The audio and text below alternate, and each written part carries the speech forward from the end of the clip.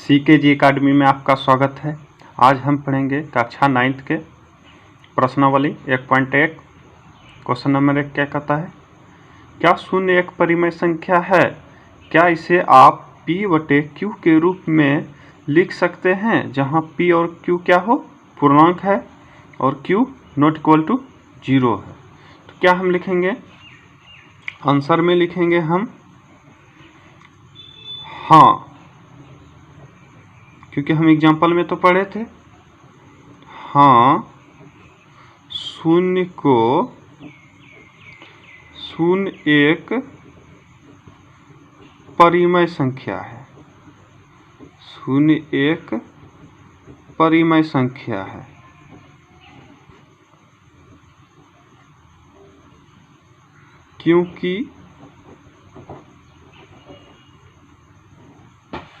क्योंकि इसे संख्या रेखा पर प्रदर्शित कर सकते हैं।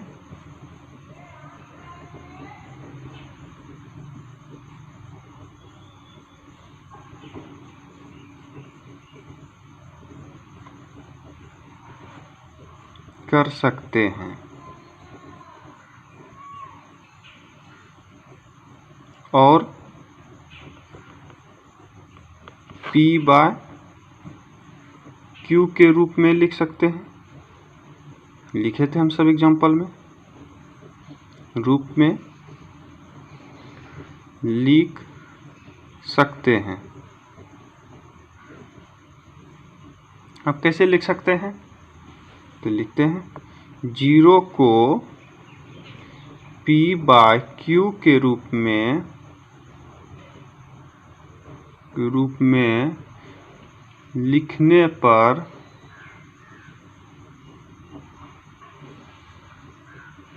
क्या प्राप्त होता है, 0/1 प्राप्त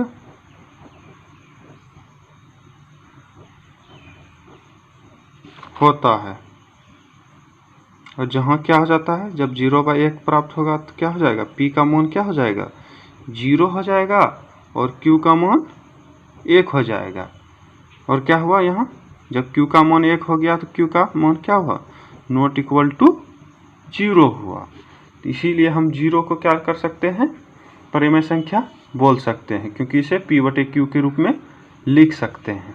अब चलिए क्वेश्चन 2 क्या बोला, 3 और 4 के बीच 6 परिमेय संख्या ज्ञात करना है। पहले हम क्या लिखेंगे, हल। तो हमें कितना संख्या ज्ञात करना है, परिमेय 6। हमें 6 परिमेय संख्या ज्ञात करना है। 6 परिमेय संख्या प्राप्त करना है।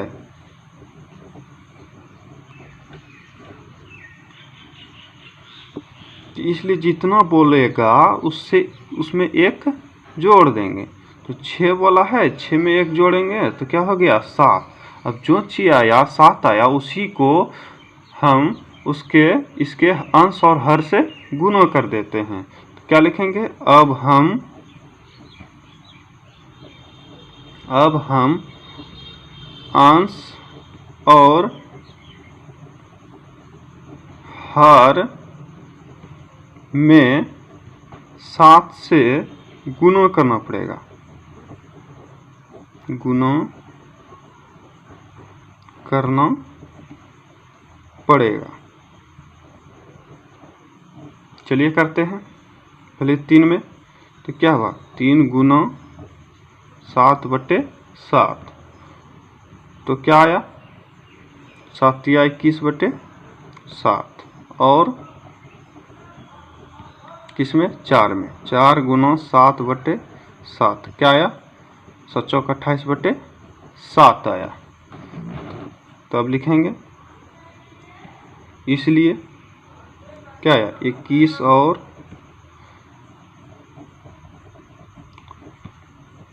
28/7 के बीच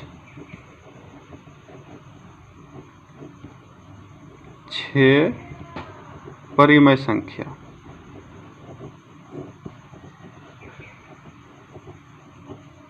तो क्या क्या आया, 22/7, 23/7, 24/7, 25/7, 26/7 और 27/7। 6 गो आ गया है। तो क्या लिखेंगे अंत में?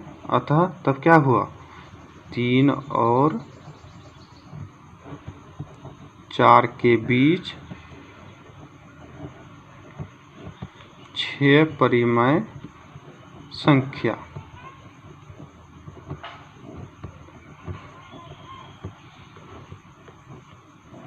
क्या क्या? यही 22/7, 23/7, 24/7 और 25/7 और 26/7 और 27/7 होगा। यह हो गया हमारा आंसर। क्वेश्चन नंबर 3 देखते हैं। इसमें भी क्या बोला है? 3/5 और 4/5 के बीच 5 परिमेय संख्या ज्ञात करना है। तो इस सेम है 2 नंबर के तरह। तो चलिए देखते हैं। पहले हल लिखते हैं। हल लिखें, उसके बाद क्या लिखेंगे? हमें कितना ज्ञात करना है परिमेय संख्या? तो क्या हमें 5 परिमेय संख्या ज्ञात करना है।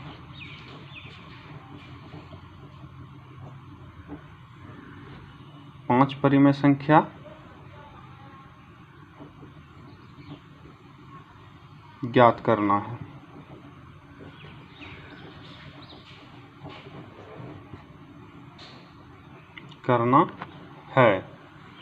क्या होगा? जितना भी संख्या ज्ञात करेंगे उसमें क्या करेंगे? 1 जोड़ देंगे। क्या जोड़ेंगे? 5 में 1 जोड़ देंगे तो क्या हो गया? 6।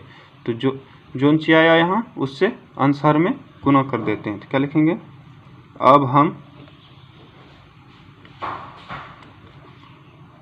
अंश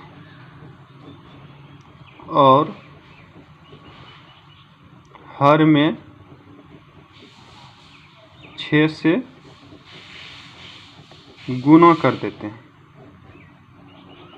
गुना करना पड़ेगा। चलिए करते हैं। पहले 3/5 में आंसर 6/6 क्या गया? 18/6 30 और 4/5 में 6/6 से गुना 24/6 30 आ गया। तो अब चलिए हम ज्ञात करते हैं बीच का 5 परिमेय संख्या। तो क्या लिखेंगे? इसलिए 18/30 और 24/30 के बीच कितना बोला है? 5 परिमेय संख्या। 5 परिमेय संख्या तो कौन कौन होगा? 19/30, 20/30, 21/30, 22/30, 23/30, 5 को हो गया। अब अतः 3/5 और 4/5 के बीच 5 परिमेय संख्या।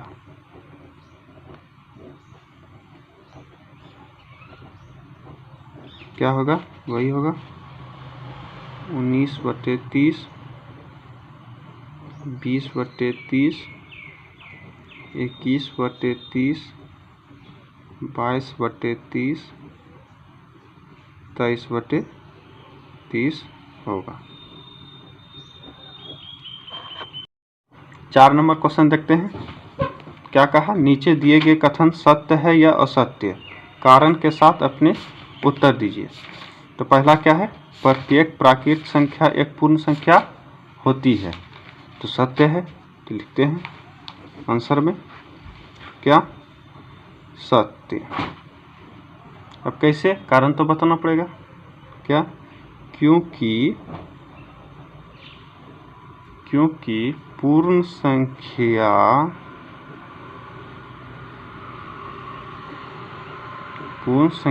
में सभी प्राकृत संख्या शामिल है।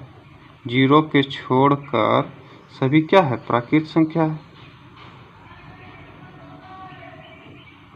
संख्या शामिल है। हो गया। दूसरा क्या बोल रहा है, प्रत्येक पूर्णांक एक पूर्ण संख्या होती है। तो बात क्या है, गलत है। क्या लिखेंगे, असत्य। क्या है, क्योंकि पूर्णांक में तो ऋणात्मक मान भी होता है, क्योंकि क्या लिखेंगे, क्योंकि पूर्णांक में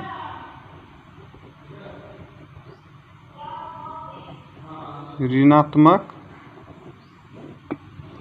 क्या है, पूर्णांक भी होते हैं।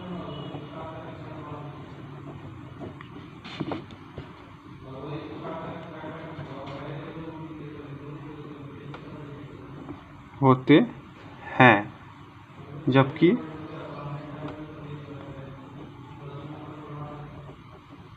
पूर्ण संख्या में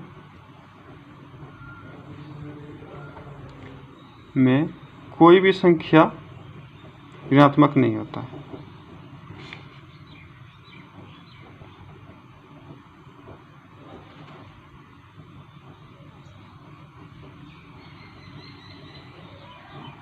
ऋणात्मक नहीं होता।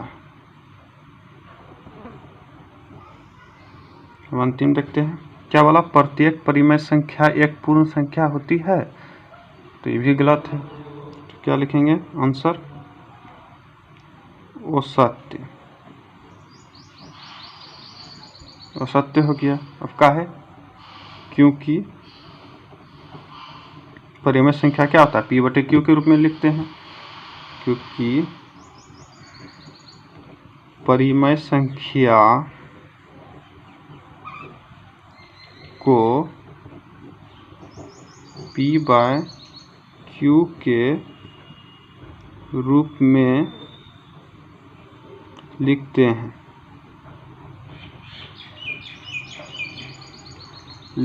लेकिन Q क्या है, पूर्णतः विभाजित नहीं है। पूर्णतः विभाजित होगा तभी पूर्ण संख्या होगा, लेकिन Q पूर्णतः भाग नहीं होगा। पूर्णतः भाग होगा तभी न होगा पूर्ण संख्या। इसलिए क्या हुआ, ये असत्य हो गया।